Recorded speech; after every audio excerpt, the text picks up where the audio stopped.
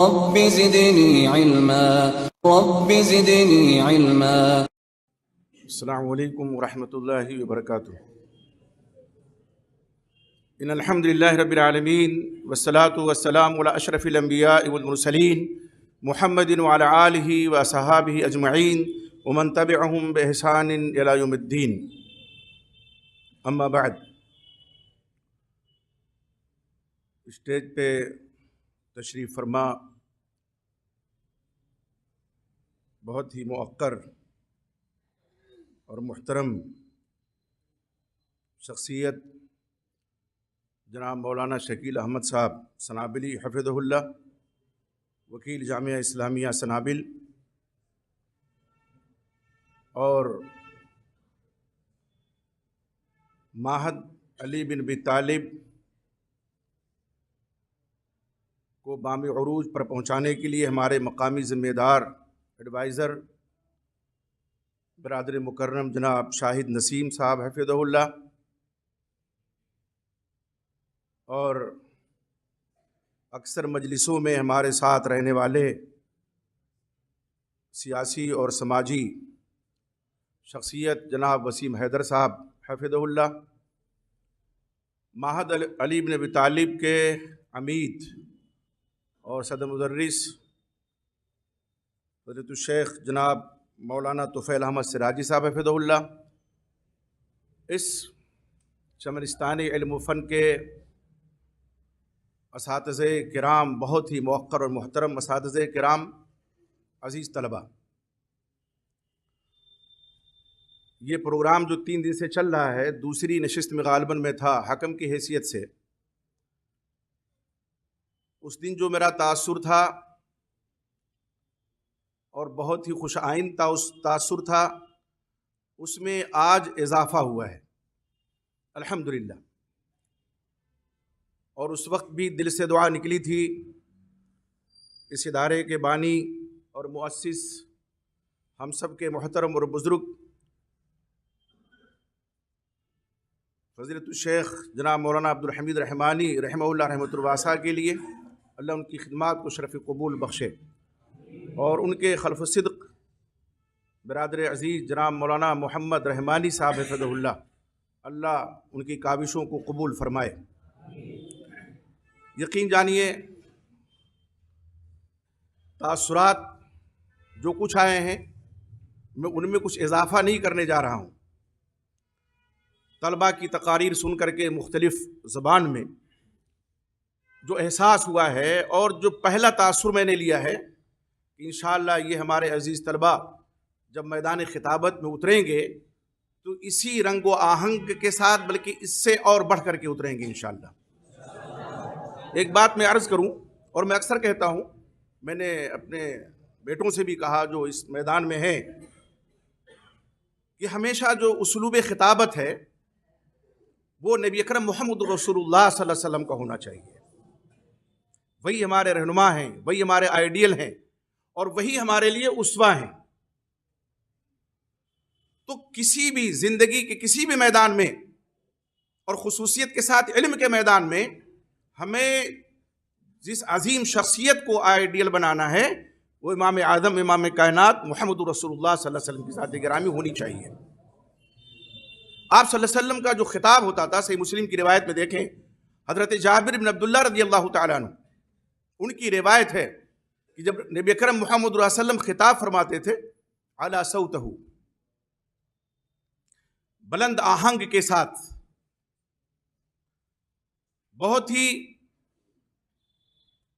انداز آپ کا ایسا ہوتا تھا کہ جتنے سامعین ہوں وہ سب متوجہ ہو جائیں. اور اسی طرح سے آپ صلی اللہ علیہ وسلم اگر کبھی آپ کے خطاب میں کوئی ایسی بات آتی جس میں ناراضگی والی بات ہوتی، واشتد غضبہ، غضب آپ کا سخت ہو جاتا تھا. جو آخری الفاظ ہیں اس حدیث کے، اور آگے بھی ہیں، اس میں ہے کأنہ منذر جیش، گویا آپ ایک لشکر کو ڈرانے والے. آخری نہیں، یہ درمیان کا لفظ ہے، لمبی حدیث ہے. کأنہ منذر جیش، گویا کہ آپ لشکر کو ڈرانے والے ہیں کہ صبح دم آ جائے، شام کو آ جائے لشکر. یہ خطاب کا انداز آپ کا ہوتا تھا. اس کو کبھی آپ ضائع نہ ہونے دیجیے گا. یہ میں عزیز طلبہ سے مخاطب ہوں. اور آپ دیکھیں گے کہ آپ کو بہت سے لوگ ایسے ملیں گے, اسلوب خطابت الگ الگ بے شک ہوتا ہے, لیکن اللہ کے نبی محمد صلی اللہ علیہ وسلم نے جو ہمیں ایک اسوہ دیا ہے اس کو اگر ہم پیش نظر رکھیں گے تو آج جو لوگوں کا مزاج عوام کا بگڑ چکا ہے انشاءاللہ وہ درست ہو جائے گا. ایک زمانہ تھا اخلاص کے ساتھ پروگرام ہوتے تھے, تب ان پروگراموں کا نام اجتماع ہوتا تھا, یا بہت آگے بڑھ گئے تو جلسہ کہتے تھے. اب وہ اجتماعات کانفرنس کی شکل میں ہونے لگے, بڑا بھاری بھرکم. تو پھر مزاج بھی لوگوں کا بگڑ گیا ہے. لوگ صرف کانوں کو خوش کرنے کے لیے آتے کہ ہمارے کان خوش ہو جائیں سن کر کے, اور اس طرح سے وہ مجلسوں کی رونق بنتے ہیں. لگتا ہے کہ میلے میں پہنچے ہوئے ہیں, ایک میلے کا سما ہوتا ہے. سامعین میں اکثریت وہ ہوتی ہے جو میلہ سمجھ کر کے کانفرنسوں میں جلسوں میں جاتی ہے, ہوش گوش لے کر کے کوئی نہیں جاتا. بہت کم ایسے لوگ ہیں. اور پھر بعض لوگوں نے مزاج بنا لیا ہے کہ فلاں صاحب آئیں گے تب جائیں گے سننے, نہیں آئیں گے تو نہیں جائیں گے سننے. یہ کیا ہے؟ کیا ذمہ دار اس کے وہ خطبہ اور مقرر نہیں ہیں جنہوں نے مزاج بگاڑ رکھا ہے؟ بے شک وہ بھی ہیں, لیکن عوام بھی کم ذمہ دار نہیں ہے. آپ کی ذمہ داری ہے, آپ جب میدان خطابت میں اتریں, یہاں سے جامعہ اسلامیہ سنابل جائیں اور وہاں سے سند فراغت لیں, تو کبھی آپ یہ نہ سمجھیں کہ آپ فارغ ہو گئے ہیں. یہ فارغ ہونا جو ہے یہ بڑا خطرناک لفظ ہے. فارغ مطلب خالی ہو گیا, کچھ نہیں ہے. نہیں, ابھی تو آپ کے سر پہ ذمہ داری آئی ہے, آپ فارغ نہیں ہوئے ہیں. جب آپ فارغ نہیں ہیں, خالی نہیں ہیں, ذمہ دار شخصیت ہے, آپ بن کر کے نکلے ہیں. اساتذہ ہمارے یہاں جو اساتذہ نے محنت کی ہے یقیناً وہ قابل مبارکباد ہیں. میں مثال نہیں دیتا اداروں کی, لیکن اتنا ضرور کہنا چاہتا ہوں کہ کاش ایسے اساتذہ تمام اداروں کو ملے, اس لیے کہ آپ کے پیچھے انہی اساتذہ کرام کا ہاتھ ہے. ہمارے اساتذہ نے جو ہماری تربیت کی, اخلاقی تربیت بھی, علمی تربیت بھی, وہی آج کام آ رہی ہے. آپ کے اساتذہ جو محنت کر رہے ہیں کل اس کا پھل ان کو انشاءاللہ ملے گا. یہ جو ہم اس مجلس میں بیٹھے ہیں اپنے اساتذہ کے لیے ہم سب صدقے جاریہ ہیں.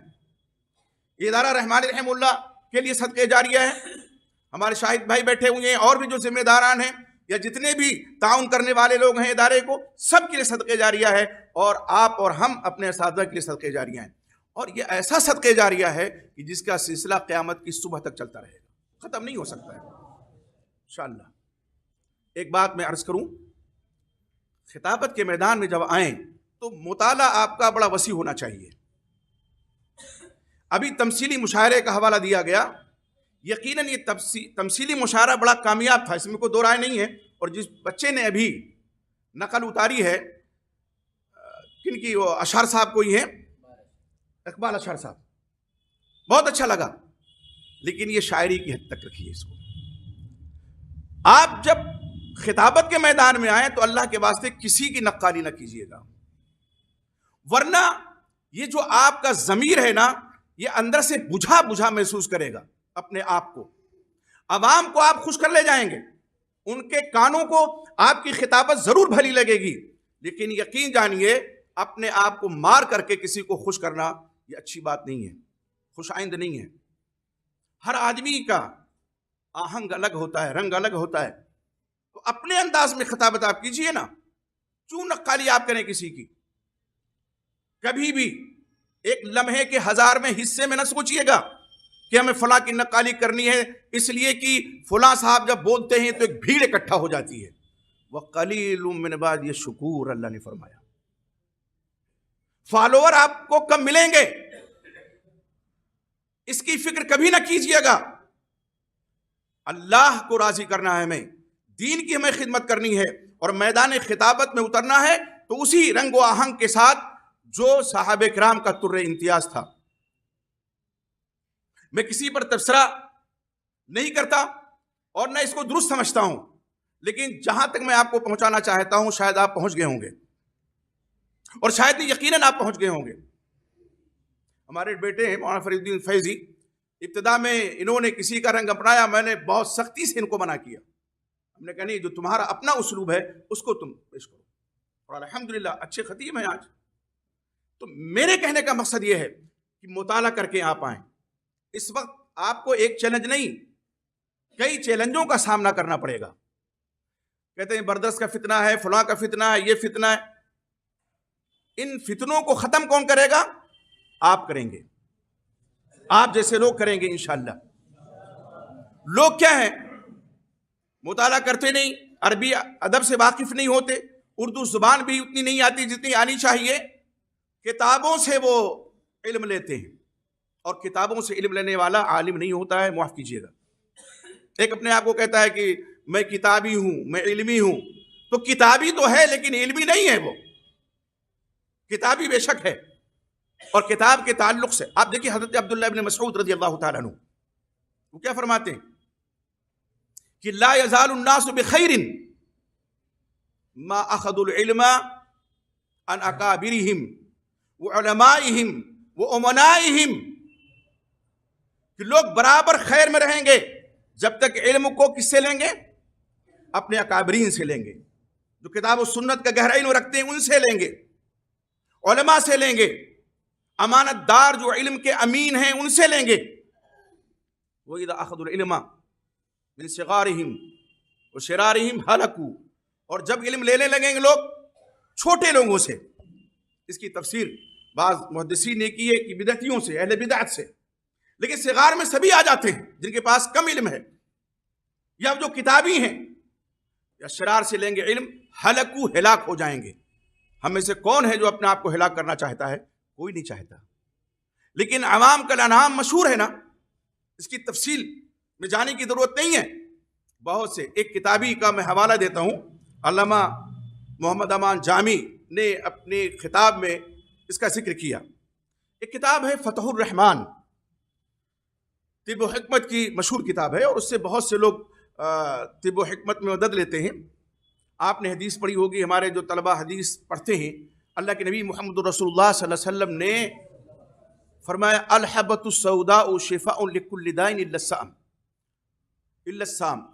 حبت سودا یعنی کلونجی جسے کہتے ہیں، اور ہمارے ہاں علاقے میں ادھر جائیے آپ بستی گونڈا میں تو منگریل کہتے ہیں اس کو، کالا دانا ہے، منگریل ہے، ہاں ٹھیک ہے، منگریل ہے کہ منگریل ہے، لیکن کلونجی کہتے ہیں اسے۔ اس میں بڑا اختلاف پہلے تھا کہ وہ کالا تل ہے کہ کلونجی ہے۔ ہمارے استاذ ہیں شیخ ربیع ہادی مدخلی حفظہ اللہ، اور میرے خیال سے 100 سال سے اوپر ان کی عمر ہو گئی ہوگی، اس وقت بھی بوڑھے تھے ہم لوگ جب پڑھ رہے تھے، تو ایک ہفتہ میں ان کے یہاں تھا، مکتبے میں تھا، مولانا ابراہیم مدنی صاحب تھے حفظہ اللہ، وہ کتاب ایک تعریف کر رہے تھے، تو مکتبہ بڑا تھا، تو معلومات نکال کر کے ہم لوگ دیتے تھے۔ تو وہ چائے، وہاں لوگ تو چائے پیتے ہیں، ہم لوگ تو بگڑا ہوا دودھ پیتے ہیں چائے کی شکل میں، تو شائے اس میں وہ ڈالتے تھے کلونجی۔ میں نے پوچھا کہ ما ھذا یا استاذ، یہ کیا ہے؟ تو انہوں نے کہا ھذی الحبۃ السوداء، یہ ہر بیماری کے لیے شفا ہے سوائے موت کے۔ اب اس میں ایک باب آیا، چیپٹر الحبۃ السوداء کا۔ یہ بیچارے نیم حکیم بھی تھے اور نیم ملا بھی تھے، ہمارے مسئلے نا، نیم حکیم خطرے جان اور نیم ملا خطرے ایمان۔ تو وہ جو حبا کے نیچے با کا نقطہ ہے، اس کے بغل میں مکھی بیٹھ گئی۔ اچھا مکھی بیٹھتی ہے تو نقطوں کا اضافہ ہوتا ہے، تو وہ حبا کیا ہو گیا؟ حیا ہو گیا، اور تو سودا بھی لگا ہوا ہے۔ اب وہ نیم حکیم بھی تھے۔ اچھا اس وقت منہاج عربی وغیرہ تو کتابیں نہیں چلتی تھی، لیکن کچھ شد بود عربی کی تھی ان کو، تو انہیں سے اچھا ابھی تک میں غافل تھا، یہ کالا صاحب ہر بیماری کے لیے شفا ہے، الحیۃ السوداء، کالا صاحب ہر بیماری کے لیے شفا۔ ان کو ایک نبوی، نعوذ باللہ کہیے، استغفر اللہ، نبی ان کے مزاج نہیں، نبوی نسخہ مل گیا۔ اب جو مریض آئے گا اس کو یہی دوا تجویز کریں گے۔ وہ شامت کا مار ایک مریض آیا تو اس کے تیمارداروں سے کہا دیکھو ایسا ہے، کالا صاحب تلاش کرو، شرط ہے کالا ہونا چاہیے، اور اس کو کاٹو، اس کو کھلاؤ، ٹھیک ہو جائے گا۔ اب کاٹا، کھلایا، پہنچ گیا اوپر، تو ایسے لوگ آج بھی ہیں، جی جی آج بھی ہیں. عربی عبارت قاعدے سے نہیں پڑھ سکتے بلکہ اردو قاعدے سے نہیں پڑھ سکتے ہیں. اردو کی چند کتابیں پڑھیں، اور اب تو ہندی میں بھی دینی کتابیں آ چکی ہیں الحمدللہ، تو ہندی بھی پڑھے ہوئے ہیں، تو بس وہ فتویٰ بازی شروع کر دیتے ہیں. اور بڑے بڑے علماء کو، ایک صاحب ہیں پڑوسی ملک کے، بتانے کی ضرورت نہیں ہے، میں آپ کو بتاؤں، کبھی آپ فروعی مسائل میں اپنے آپ کو نہ الجھائیے گا اللہ کے واسطے. یہ جو فروعی مسائل ہیں نا، ان میں آپ اپنے آپ کو الجھائیں گے، انرجی آپ کی ضائع ہوگی بس، اور کچھ نہیں ہوگا، آپ دفاعی کرتے رہ جائیں گے. بنیادی چیز عقیدہ ہے، عقیدے پہ فوکس کیجئے، عقیدے پر اپنا سب کچھ مرکوز رکھیے. تو اب وہ کیا کہ آمین جہری اہل حدیث کرتے ہیں، سنت سے ثابت ہے. رفع الیدین اہل حدیث کرتے ہیں، سنت سے ثابت ہے. اور سینے سے ہاتھ باندھتے ہیں اہل حدیث، سینے سے ثابت ہے. اب اہل حدیث نوجوان گرویدہ ہو گئے ایک دم 100 جان سے قربان، کہ لگتا ہے یہ اہل حدیث ہے، جبکہ قطعاً وہ اہل حدیث نہیں ہے. ہاں غیر مقلد ہو سکتا ہے. ایک نسخہ اور دیتا ہوں آپ کو میں، غیر مقلد اور اہل حدیث میں بنیادی فرق ہے، اس کو محسوس کیجئے گا. اور کبھی اپنے آپ کو غیر مقلد نہ کہیے گا. الحمدللہ ہم اپنے آپ کو اہل الحدیث کہیں، اہل السنہ کہیں، کچھ بھی کہیں، لیکن غیر مقلد کبھی نہ کہیے گا. یہ گالی ہے دوسروں کا دیا ہوا، یہ وہ ہے لقب جو ہمیں دے رکھا ہے، تو وہ غیر مقلد ہے، اہل حدیث قطعاً نہیں. اب جب آگے فالوور بڑھ گئے، لاکھوں میں اب تو ہیں صاحب، تو دھیرے دھیرے ہوتا ہے نا کہ دھیرے دھیرے قلعی کھلتی ہے. تو کہا بھی اہل حدیث کی جو عوام ہے وہ بڑی اچھی ہے سنت، لیکن ان کے علماء بڑے خراب ہیں. کیوں خراب کہہ دیا؟ تاکہ علماء سے دور ہو جائیں لوگ، پھر شکار آسان ہو جائے گا. اور یقین جانیے جو علماء سے دور ہوا ہے وہی گمراہی کا شکار ہوا ہے. آدمی سوچتا ہے کہ اب تو ہم سنت پہ آ گئے ہیں اور یہ کر رہے ہیں وہ کر رہے ہیں، تو اب ہمیں کسی سے پوچھنے کی ضرورت نہیں. کہتے ہیں جب امام حنیفہ رحمۃ اللہ علیہ کی تقلید نہیں کرتے تو آج کے علماء کیا ہیں؟ وہ خود مجتہد بن جاتے ہیں. یہی دراصل غیر مقلد تھے جو خطرناک ہے. آپ کو قطعاً نہ بننا ہے نہ کسی کو بننے دینا ہے. ٹھیک ہے، دل میں بہت باتیں ہیں، کبھی سن لیجئے گا انشاءاللہ تفصیل سے کہ کس طرح سے لوگ شکار کرتے ہیں عوام کا. اور سب سے آسان شکار کون ان کو ملتا ہے؟ اہل الحدیث. جی جی وہ نئے نئے نکلتے ہیں، بس یہ چھاپ ڈال دیتے ہیں، کہتے ہیں بھئی اب تم تو خود کتاب پڑھو، یہ علماء کے میں کیا رکھا ہے، کچھ نہیں، کتاب پڑھو. وہ کتاب پڑھ کر کے لوگ گمراہ ہو رہے ہیں. حقیقت ہے شاید بھائی، کتنے گمراہوں کو میں نے دیکھا ہے جو گمراہ ہوئے، آئے راہ حق پہ، پھر انہوں نے علماء سے اپنا رابطہ ختم کر دیا اور خود مفتی بن گئے، فتویٰ دے رہے ہیں. جی جی فتویٰ دے رہے ہیں، یوٹیوب پہ فتویٰ دے رہے ہیں، واٹس ایپ پہ فتویٰ دے رہے ہیں. اور یہ بہت خطرناک ہے معاملہ. ایک عالم بیٹھے ہوئے ہیں اور 2-4 غیر مقلد بیٹھے ہوئے ہیں. بہت صراحت کے ساتھ میں کہہ رہا ہوں، ایک آدمی آتا ہے کچھ مسئلہ معلوم کرتا ہے، عالم صاحب کا لب تو بعد میں ہلے گا، جن کے پاس گہرا علم ہے وہ پہلے بول پڑ گئے کہ ہاں یہ اس میں یہ دیکھ لو، اور اس میں یہ کر لو، اور اس میں وہ کر لو. ہو گیا. یہ حال ہے میرے بھائی. آپ ذمہ دار ہیں، ہم ذمہ دار ہیں، تو ہم لوگوں کا تو اب وقت گزارا چاہتا ہے، لیکن الحمدللہ آپ لوگ شباب ہیں. اللہ کرے اس چمرستان علم و فن سے آپ خوشہ چینی کریں کتاب و سنت کی، اور جب میدان عمل میں اتریں تو اپنے آہنگ کے ساتھ اتریں، اپنی انفرادیت کے ساتھ اتریں. کسی کے دستے نگر کبھی نہ بنیں اور کسی کی نقالی کبھی نہ کریں.